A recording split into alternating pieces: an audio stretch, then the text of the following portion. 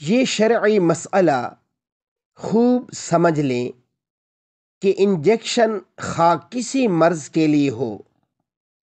یا طاقت کے لیے، اس سے روزہ فاسد نہ ہوگا، البتہ بلا ضرورت روزے کا احساس نہ ہونے اور محض طاقت حاصل کرنے کے لیے اگر طاقت کا انجیکشن لگوایا تو یہ مکروہ عمل ہے، اس سے روزہ مکروہ ہو جائے گا اور روزے کے اجر میں کمی واقع ہو جائے گی۔ اس لیے میرے محترم سامعین، رمضان المبارک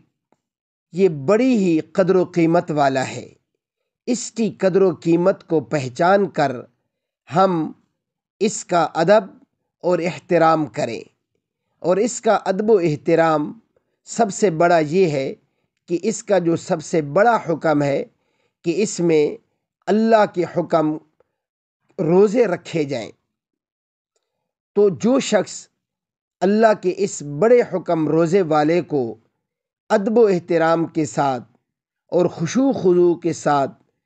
پورا کرے گا تو انشاءاللہ العزیز اس کا اجر بھی اللہ رب العزت پورا عطا فرمائیں گے۔